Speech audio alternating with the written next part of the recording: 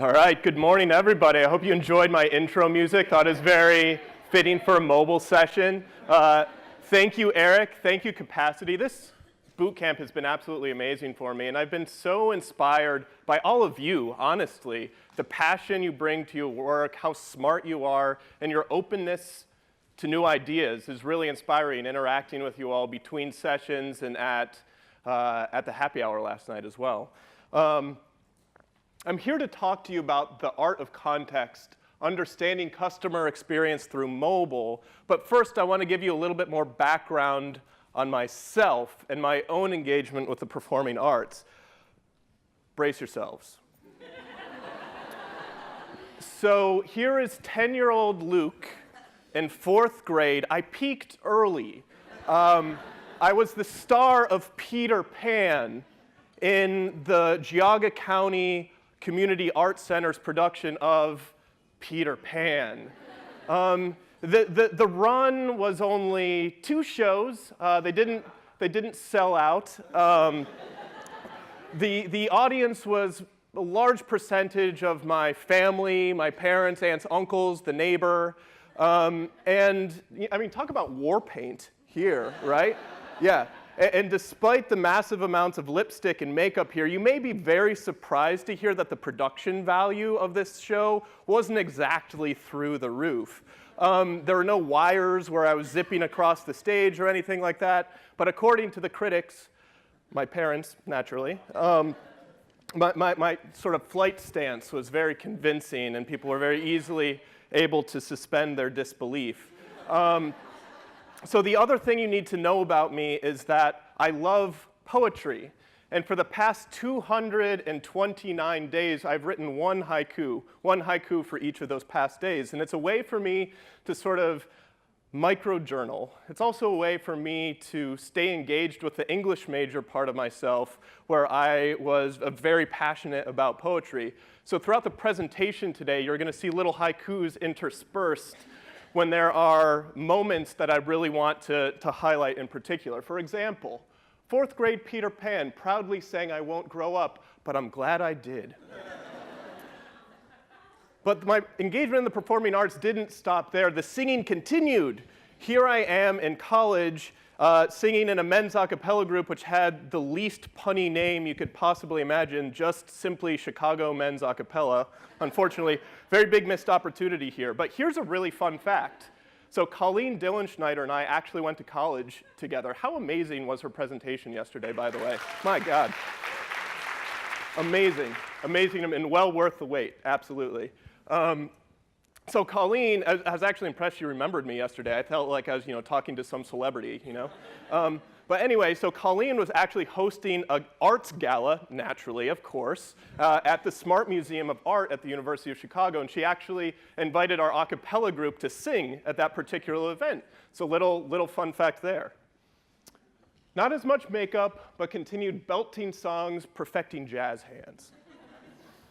So, oh boy, how do you explain this? So my wife and I, we were married 3 years ago, and her family has this tradition that every New Year's Eve, we all get dressed up in crazy costumes and do a tableau vivant, a living picture. And these costumes consist of basically whatever we could find in the attic, in the kitchen. It's mostly sort of like cardboard and tinfoil and duct tape is what it looks like. But when Lily and I got married at our wedding, we decided, hey, let's do a massive tableau vivant for all of our guests who are going to be in attendance. We're thinking that people would be like, I don't know. Like 80 people signed up for this thing. It was amazing. It was absolutely amazing. And the theme here, it's usually for a tableau vivant. It's themed after a particular work of art, a painting, a poem. And in this case, we chose the poem Ithaca by Constantine Cavafy, which was sort of a theme throughout the weekend. And for those of you who aren't familiar with that poem, it's the one with the repeated phrase, "Pray that the road is long." And it recounts the journey of Odysseus going back to Ithaca after the Trojan War. And so here you have all of these particular episodes. You have some Laestrygonians, You have coral here, featured prominently. Amber, very good interpretation of amber. Lily's father there, my father-in-law, with a pitchfork-wielding guy, as fierce Poseidon. And you can see that the hat, the tinfoil wrap, that's kind of what we're talking about for the other tableau vivants that we have on New Year's Eve. So again, for these particular events, the New Year's Eve ones, it's very low production value, but much higher champagne consumption, which makes up for that. So the tableau vivant, a strange family tradition, wouldn't sell tickets. So I'm joining you here today from Google, and I work on the ticketing and live events team at Google. Our team is actually based in Ann Arbor, Michigan. There's about a 500-person office there. Yes, Ann Arbor, woo! And that's the 11-person ticketing and live events team is based there as well. But throughout my career at Google, I've done a couple of different things. So I started off on the elections and issue advocacy team. So I was working with political campaigns and issue advocacy groups, helping them talk to voters online. Key detail here, I did that through the 2012 presidential election. The next chapter in my Google career was I was on the nonprofits team. So I was helping large national nonprofits do fundraising, talk to donors online. And then most recently is when I've switched to the ticketing and live events team, where we work with anybody who's trying to put butts in seats. This could be sports leagues, this could be Broadway shows, this could be concert tours, you name it. And the main conversation that we are having with our customers is really about this. It's really about how mobile is at the center of everything that we're doing, and how can we be ahead of the new changes that are happening for mobile. And we are actually on the edge of a new era when it comes to the use and our expectations for mobile.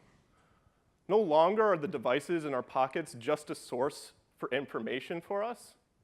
They're becoming our own personal assistant. And so what I want to talk to you today is how we can think about mobile as our assistant, and what are the very specific things we can do this afternoon when you go back home to really prepare for this age of assistance. I'm going to illustrate what I mean by the age of assistance with a personal story. So this is a picture of my son, the one on the right. They both have a lot of hair, though. This is actually my first week back from paternity leave. And this picture is from Monday. My son turned 1 month old. Thank you. Thank you. And that's the end of my presentation. But throughout this entire month, really, this phone was my assistant. Literally, I only had one arm half the time. I was so reliant on this device to be my mentor, to be my entertainment, to be my mindfulness, to be my coach. It wasn't just information I was seeking. It was assisting me throughout these experiences of early parenthood. So his name is August. There's all these questions that he's given me, like, cloth diaper service is near me. I need help figuring. I've never been a parent before. I need help figuring out where these services that I need are. I've never been to the pediatrician before. I need directions on how to get to the West Ann Arbor Health Center where we could see our pediatrician. There's so many questions. There's so many questions. Infant stomach gurgling while eating, this is just one of dozens. Literally, the thing you're most afraid of in the first month of your kid being here is just what is wrong with them? Am I doing the right thing? What does this mean? Because again, you have no idea about anything that's happening. So it turns out when you're asking or looking for assistance on exactly what's going on with your baby, the answers are pretty much always the same. If he or she is eating, sleeping, and going to the bathroom, chances are things are all right. Not particularly satisfying, even though that's the ultimate conclusion. But anyway, I also didn't realize that in parenthood, there's so many different ways to turn your child into a burrito. There's Velcro kinds of swaddles. There's little wing kinds of swaddles. There's just blankets that you could turn to swaddles. I can't tell you how many times I've gone to YouTube and asked how to swaddle a baby with the fill-in-the-blank different types of swaddles. That doesn't stop there. There's this thing called the Sully wrap, which basically is this giant-looking scarf thing that turns yourself into kind of a kangaroo, where you have your child sort of cradled in your little pouch here, and it gives you full mobility of both arms. And then there's these various things that you just have as a parent, like how do you set up a lotus bassinet? So Google, and YouTube in this case, has really been my assistant in answering these questions that I had no idea how to do, and didn't know that I would need to ask these questions until this life scenario of being a parent really arrived. It's been my source of mindfulness. I feel really lucky that the session before here, I got to sneak in a little bit of meditation. But the Headspace app was really there to guide me. It was my therapist, my source for mindfulness. Sonos, I've listened to more podcasts and things on the radio than I've ever listened to in my entire life. And then there's Baby Tracker, this app that tells you how many times, again, remember the 3 key things if your baby's going to the bathroom, sleeping, and eating. You keep track of that in a particular app.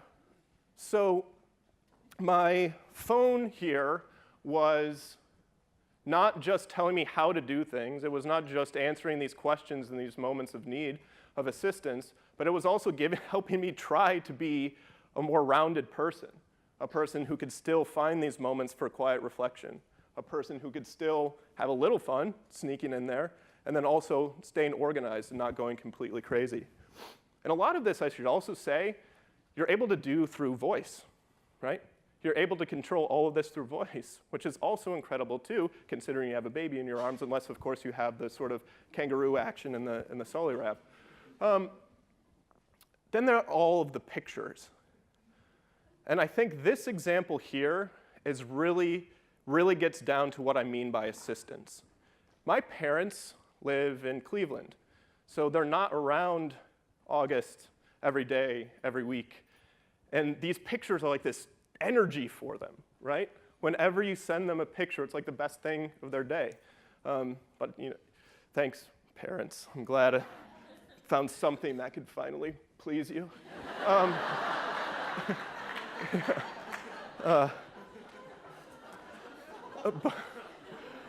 But within Google Photos, there's a folder where all the pictures I take of baby August just immediately gets uploaded and shared with my parents without me needing to do anything other than take the picture. There's an assistant literally built into the experience itself that makes collages for you, that edits pictures for you, that creates videos if you want videos. So it's guessing what my needs are, and it's providing a solution, predicting what those needs are. For example, some of the intelligence is, if I just search for baby within Google Apps, it knows who the baby is and is able to pull up all of those pictures, right? So these assistive experiences are what your patrons are expecting today. Their expectations are higher than ever. And it's not enough to simply just be on mobile. That's table stakes. You no longer get any brownie points for simply being present. You have this incredible opportunity in the age of assistance, or being on the edge of the age of assistance, really, to do something that's really meaningful for your organizations and for your patrons. And what's really exciting about the age of assistance is that you don't just have to witness it. You could be a part of it. And I hope at the end of the presentation today you feel empowered and understand what are the first stages that you can do to actually be ready and be active and be an active participant in this age of assistance. I mean, this device here, it's basically another body part. It has its own eyes through the camera. It knows whether you're walking or standing still. There are all of these signals that sound intimidating at first, but we're all creative people. We're all creative marketers. We could think about how each of these moments, each of these things, we could use to communicate in a meaningful way with your patrons. So, what is it that we can do as a community of performing arts professionals in marketing to surprise and delight our customers? Haiku, here we go. Your patrons expect more than just information. Give them assistance. And the opportunity to do this is only growing. 56% of Broadway industry search queries are coming from these mobile devices. When we were here a couple of years ago to present on the ticketing path to purchase, this number was just nearing the 50% mark. So it's hard to believe that 10 years ago was the first smartphone. The smartphone revolution, the mobile revolution, isn't slowing down. It's continuing to accelerate, particularly when we are not, as performing arts professionals, we are not immune to this acceleration. Are we there? Are we doing what we need to do to take advantage of this opportunity and to meet our customers, our patrons, where they are? So I want to give you some very specific tactical things that you could take back as learnings from today. So the first section, we're going to be talking about mobile site speed matters. Kathleen did a great job yesterday highlighting why that's important from an SEO perspective. And at the end of this section, I want to give you some very specific things on how to speed those sites up. Second, understanding the role of mobile. Again, the attribution conversation yesterday from Dan at Facebook was very pertinent here too. How do we understand exactly where that mobile device is contributing and how it's contributing on that path to that eventual ticket sale? And then lastly, mobile insights drive creativity. These are all these windows of opportunity that are unique to the mobile device that you can seize as marketers to do amazing things for your patrons. So starting with mobile site speed matters. Your patrons are more impatient than ever. We saw some of the stats yesterday about surges in travel queries for tonight and today, surges in searching for same-day delivery or next-day delivery. People are expecting things now. And the stakes couldn't be higher. This is worth repeating. 53% of users abandon a mobile site if it takes more than 3 seconds to load. Colleen yesterday talked about goldfish having that 9-second attention span, humans having the 8-second attention span. Mobile devices are really accelerating what we're willing to tolerate. So what is it that we can do to speed up our mobile sites? In the next slide, you're going to see a competition, one between StubHub, between Geico, and Telecharge from a site speed perspective. So on your mark, get set. Let's see how it looks. Oh, there goes. Geico's done loading. StubHub, still working on it. Let's see how we do here. Oh, forcing you to the app, OK, 12.3 seconds. Telecharge.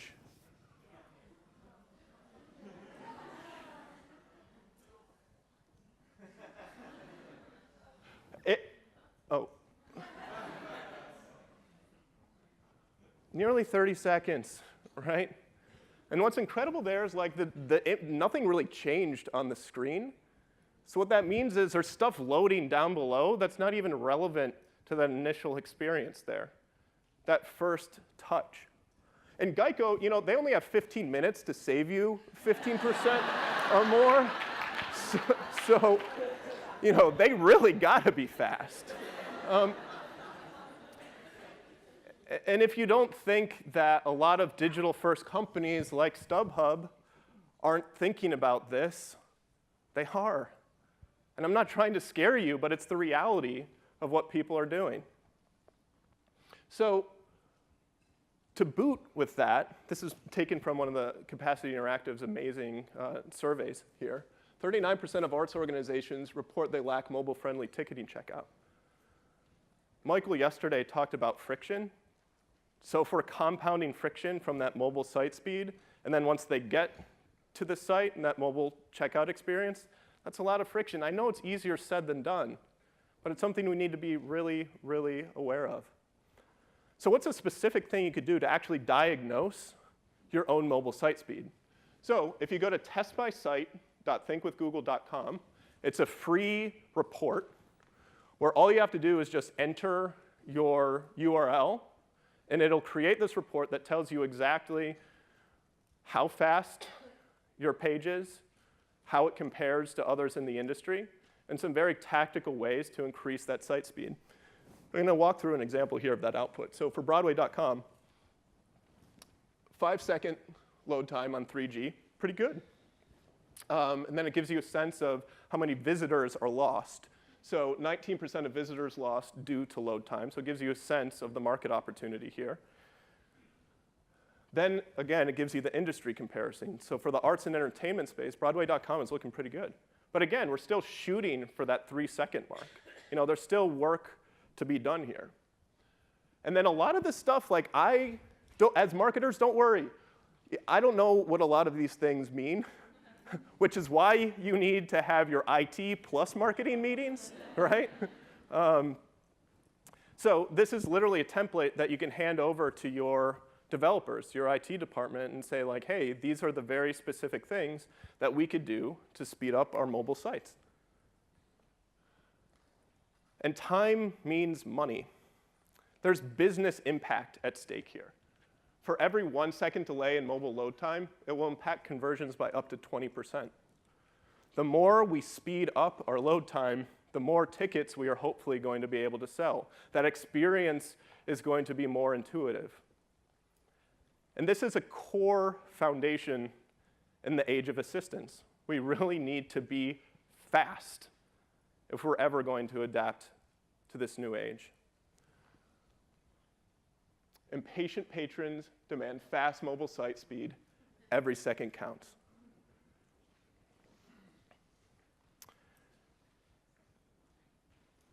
So now I want to talk about understanding the role that mobile plays on your path to conversion. And it's really hard, right? People say that the mobile device is broken analytics, is broken tracking for us because now we have people on 2 different devices at different points of consideration down that funnel to ticket purchase. But I want to give you a metaphor to think about what mobile attribution and what attribution means in general. So here we go. We have, I hope nobody feels like this now. You know, the sort of Ed Helms hangover character here. This is a performing arts crowd, so I know we all like to have a good time. I saw you all at happy hour last night. But let's say someone is feeling this way, and they wake up the next day and just like, oh, how did this happen?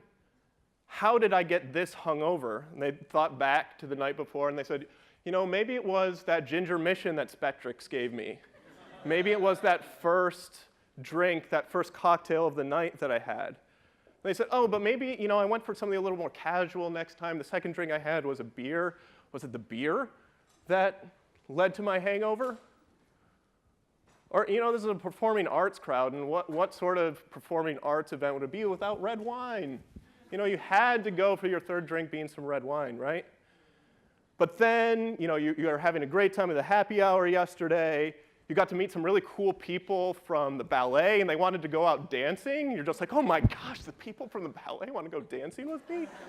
It's amazing. But it's kind of nerve-wracking, too, because, you know, you like to dance, but these are like professionals. And so you have one more beer just to get that liquid courage going. Which one of these drinks led to that hangover? The answer, oftentimes, if we think about this not as different drinks, but as different marketing actions that your patrons have taken, more commonly, and not your patrons not feeling hungover at the end of this, I hope not, but actually purchasing that ticket. It's not as simple as identifying which one of these drinks led to that hangover.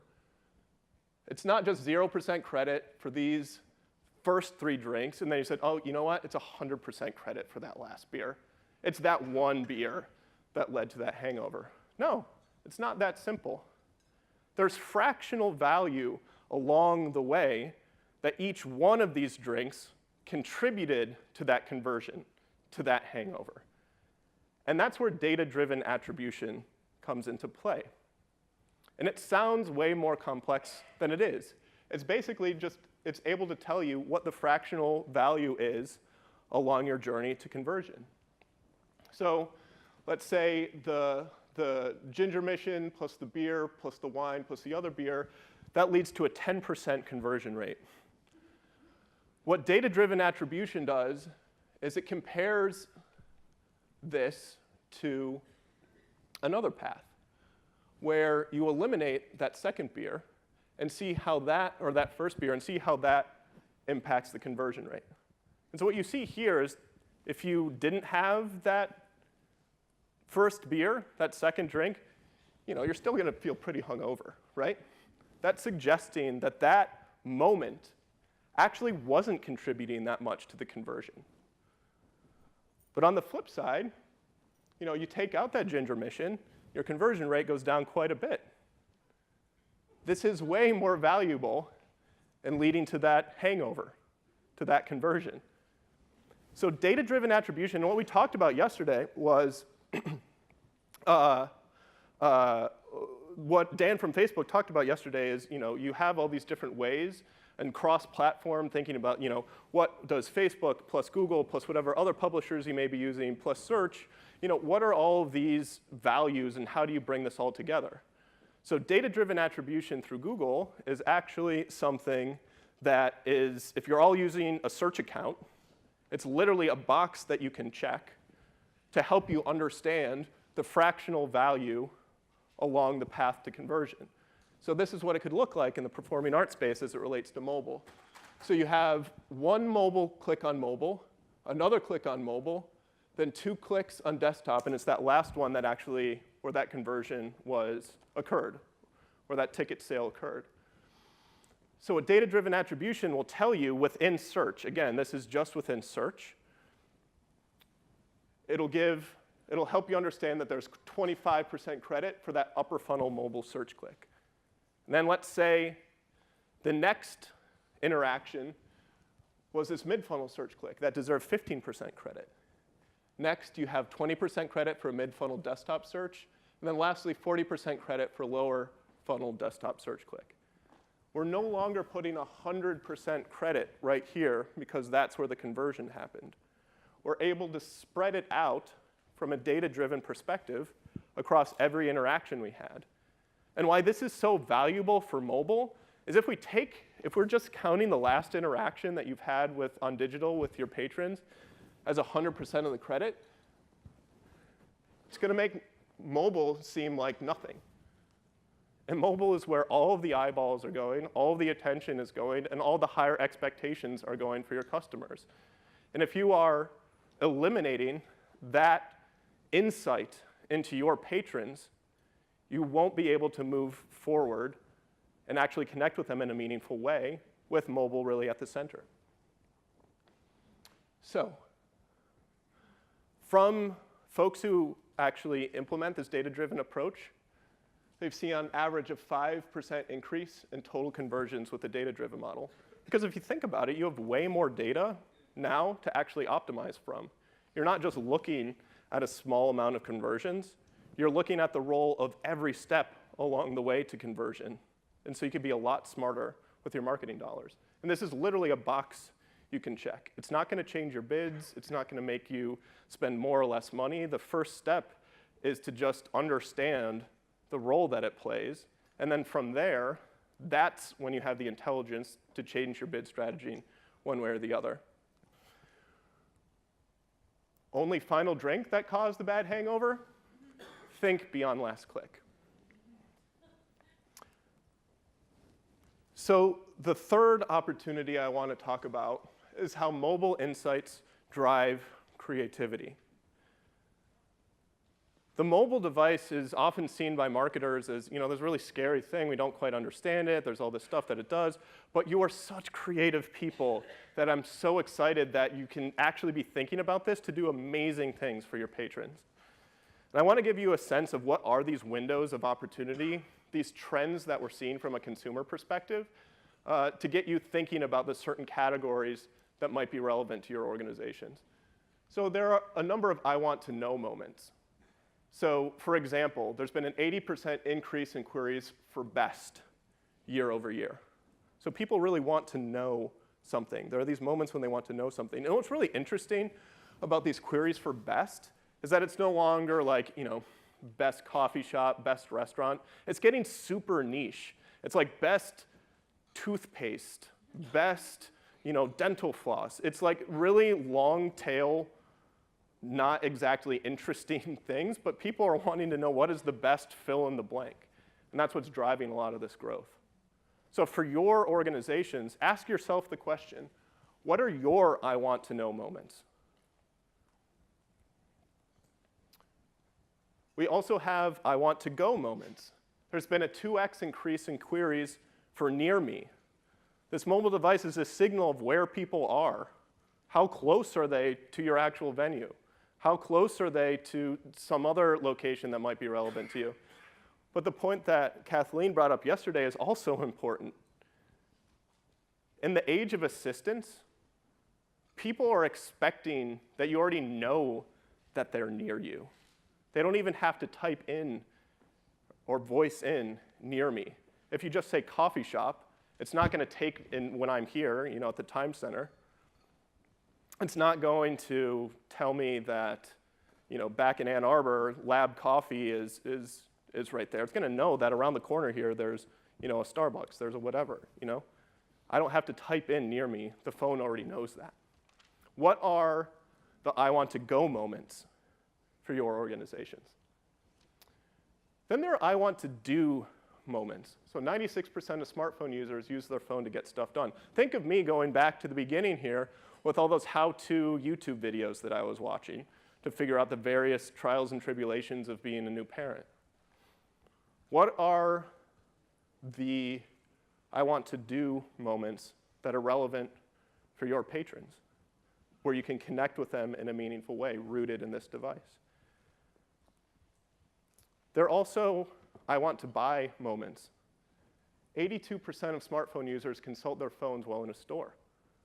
You have Nordstrom, actually, who's testing this new prototype for a store where they're not selling anything in the actual physical location. It's just a showroom for people to try stuff on, and then they buy online. We also heard from Colleen yesterday about the role that mobile devices play in when people are actually at your venues. This isn't exactly an I want to buy moment, but it's the kind of, they're in that experience where they have already bought that ticket and they're just there, And the significance that Colleen stated of how meaningful that is to get that repeat visit. I want to walk through a couple of case studies now that illustrate this. So Red Roof Inn provides a really great example of how to combine intent with context. So they had this insight, Red Roof Inn, that there are over 900,000 canceled flights each day. And for the people that are unfortunately stranded away from home, they need a place to stay. They're at the airport on their mobile device, most likely, typing in places to stay, hotel near me. So what Red Roof Inn is they developed a campaign where they had specific ad text and specific targeting to airports when there was inclement weather, when there's having a lot of cancellations, with ad text saying just like, hey, stranded, come stay at the Red Roof Inn. They were there when these customers had the need, rooted in this mobile device, and they met them where they were. And as a result of this campaign, they saw a 60% increase in hotel bookings from their non-brand search terms. So these weren't people who were searching for Red Roof Inn, the people who were already raising their hand saying, hey, I'm interested. These were people who were just searching for a place to stay tonight, hotels near me, whatever it may be. So the next example I'm going to talk through is from Audi Cabriolet. So they had the interesting dilemma, and this is from Audi Canada, where not many people were showing up to actually test drive their car because the weather was so bad a lot of the time. And the Cabriolet is a convertible. And so you're not going to test drive a convertible in the rain. So I actually have a video to talk through this. Let's take a look. Nobody wants to drive a cabriolet in the rain. So when Audi launched the new A3 Cabriolet this spring, we created a smart mobile ad to let people enjoy a test drive in the sunshine.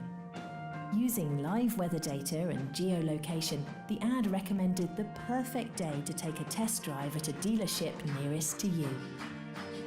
You could choose the most convenient day to drive and make a booking directly from the ad.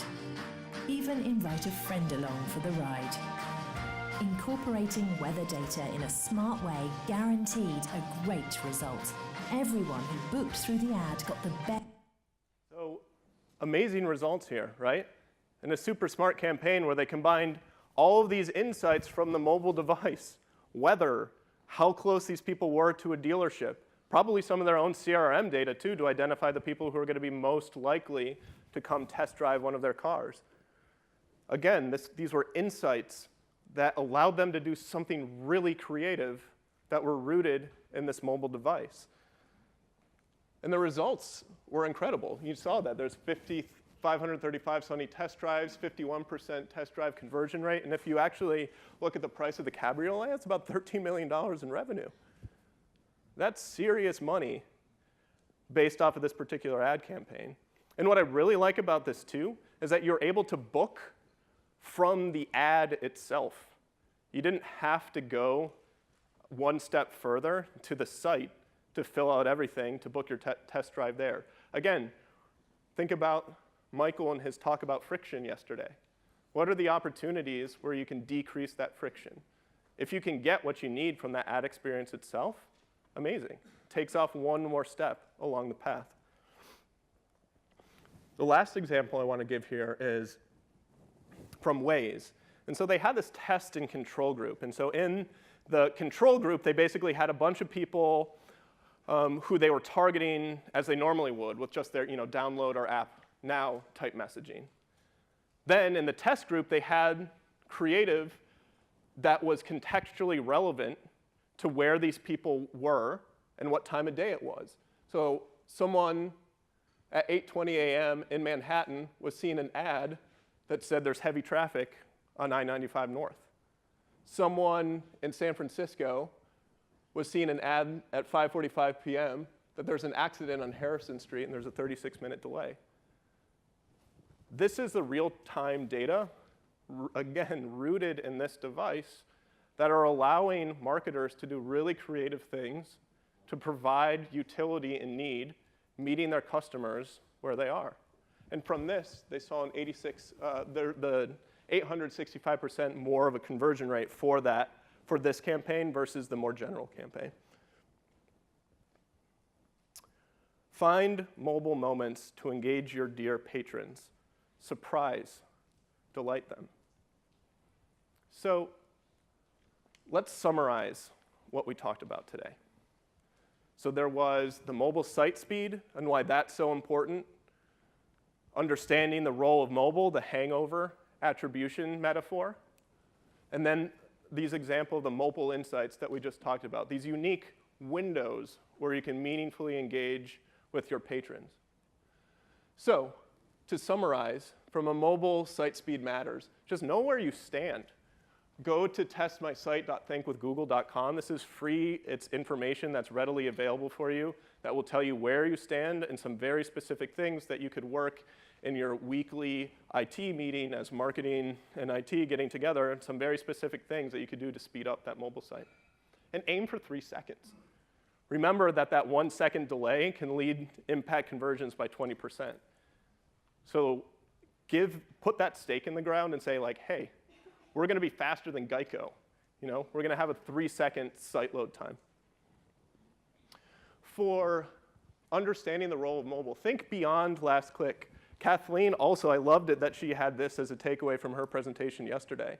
If you're thinking last click, you're thinking so narrowly on what you could potentially be understanding for what is actually motivating and driving your patrons. Last click is too easy. You are all smart and really capable people here that are doing amazing things already. It's not that hard to really start to understand just more fully the role that mobile plays. Check the box. If you have a search account, there's a data-driven attribution will just do this analysis for you. It'll tell you the fractional value of each step along the path to a conversion within search. Now, there are other more expensive, more time-consuming attribution services that will tell you, video, display, cross-platform, everything like that. You don't have to start with something that's within your control and that you could do right now. Just think about attribution from a search perspective. Mobile insights drive creativity. A patron-friendly site is no longer enough. Again, no brownie points for just being present. We really need to think about these mobile insights and how they present a unique opportunity for you to do something amazing for your patrons. And put yourself in your patron's shoes. Identify what are these moments where you can meet them where they are to communicate with them in a meaningful way. And give yourself a framework, really, to think about this. Identify your mobile moments. When can you engage with your patrons when they want to know, or on the go, or doing something relevant to you? So, here we go. The last impassioned cry here, truly, is do not fear mobile. Feel empowered. Embrace it as your assistant. This is really exciting. We are all creative people here, and I trust and I know that you can do amazing things for your customers and your patrons. So if you would have told 10-year-old Peter Pan Luke that one day I would be in front of a packed house, slightly off Broadway, I would have thought I would have made it. It would have been really exciting. Little did I know that I would be here talking about marketing and the role of mobile. But it's something I'm equally passionate about now. And I'm so excited for all of you to take part in this journey. So I'm open to some questions now. Thank you very much.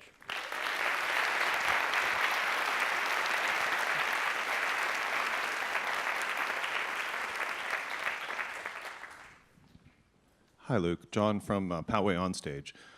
Thank you so much for your presentation. I did have a question about examples. Were there any examples that you guys have from theater or art? These are great examples, but they're not performing arts. Do you have any kind of ancillary data about that? My ancillary data about that is all it does is take your own creativity to think about what is going to matter for you. So it's like these are all examples of companies that, yes, they are not within your industry, but their approach was the same.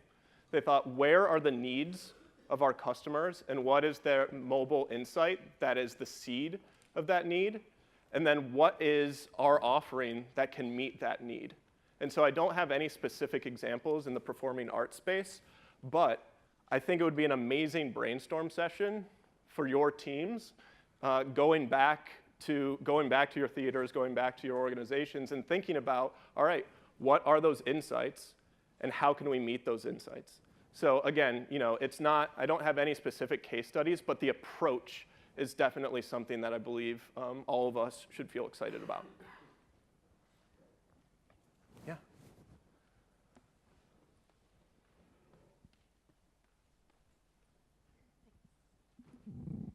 Hi, I'm from Seattle Rep. I just want to first thank you for giving us hard action points to follow. I find that really valuable. My question is, what are ways to provide real-time data like traffic updates or last chance tickets to our patrons without an app? So definitely search could be good for you here. And there's nobody better in the business than Capacity Interactive on thinking about how to seize that opportunity. But if you think about search as this insight into what human activity is in a particular moment, they're searching at a particular time in a particular location near your theater or within the, Seattle. You can do, you could bid differently, have different ad creative for those types of keywords that are going to signify last minute or discount or whatever that may be. So I do think that search, because it's intent-based, it's someone who's showing that interest in that ticket or in that last-minute show. I think that would be a good place to start and doesn't require an app.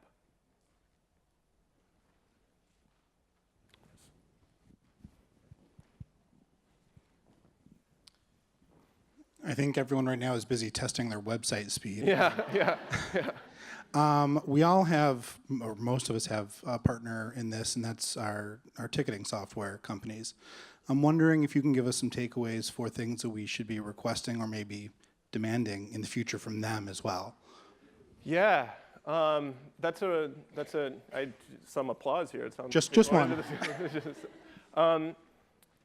I mean, this is really going to, having an intuitive mobile site experience is going to be good for everybody, the ticketing platform and you as well.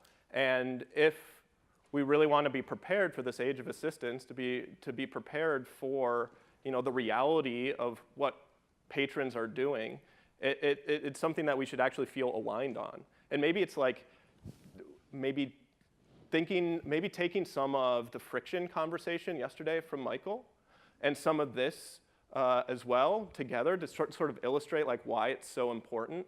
And I do believe that you're on the same team here. Like ultimately having these faster, more intuitive, more creative approaches is going to be good for you and for the ticketing platforms. So I think it's really being able to illustrate, why they should care, maybe using some of the examples today, what they should do. Maybe there's some things here, it's the site speed thing is very easy to pull some sort of insight from. And then the business impact of it too. Is there a number that you can figure out of how many more tickets you think you could drive if you had a more seamless, frictionless experience? Very good question, yeah.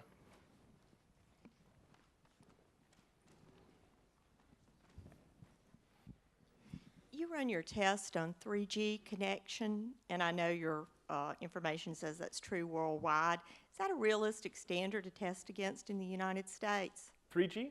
Yeah. Yeah, I think it's a good, it's only going to get better, so that's good. But if we're using 3G as a baseline, I think it's a very good place to start. We might want to be harder on ourselves at the beginning, honestly, to sort of force our hand at being as, doing as much as we can for the lowest PHI experience, knowing that it's going to be different for everybody. But I do think that 3G target is a really good place to start. Yeah. Okay, thanks. Uh-huh.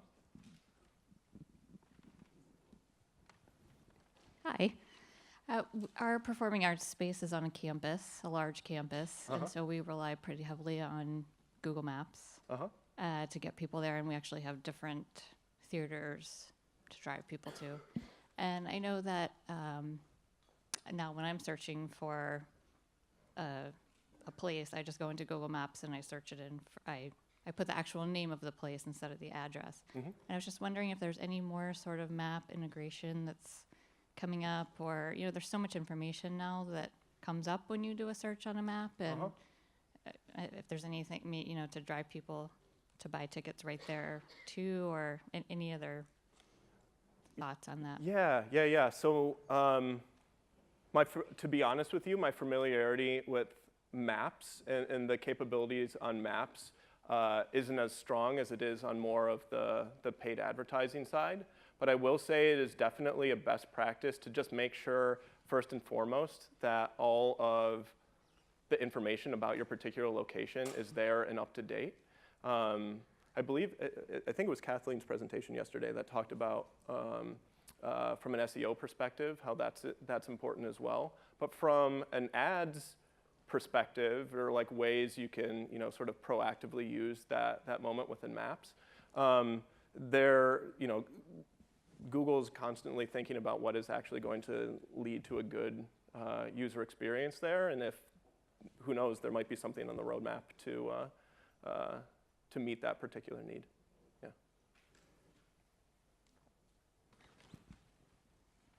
Yes. Hi. Is there any resource you could suggest that we provide our IT team with to help get our sites more mobile friendly? We also are on a university campus. They're not selling tickets on a daily basis, so Yep. they have different needs, and we Yep. have to kind of rely on what their capabilities are. Totally. So if you go to the testmysite.thinkwithgoogle.com, the last step in that process will actually have some very specific things for you to consider, where it'll be like, you know, make smaller images, shift some code here and there, a lot of this language that I don't understand, but you can literally will have this report that you can like print out and say like, hey, these are the 4 things that will make our site faster. So it'll do the work for you in identifying what that is. Great, thank you. Yes. Yeah, from your experience working in Google's nonprofit department, can you speak at all to the constraints that are set upon the Google Grants program, being limited to search, bids being limited to $2? Yep. And, is there any logic or reasoning behind that? Yes. So, well, I will tell you from my own experience in working with some of the largest nonprofits in the country here that were really trying to reach the mass market from a donor and fundraising perspective. They had their grants accounts, but they didn't put anything in their grants accounts that was directly driving revenue for them. So anything that was leading to anything that was related to revenue and money, they would run out of a paid search account because you could just be so much more strategic with it from a bidding perspective. So I would say the best practice that I saw when I was in that space is people still took advantage of their grants account, absolutely. You should all be maximizing that to its fullest potential. But if you could be making more money, driving more sales, raising more money, if you were able to be more strategic with that search campaign, think about supplementing that grants account with something on the paid side. Yeah. Thank you very much, everybody. Yeah.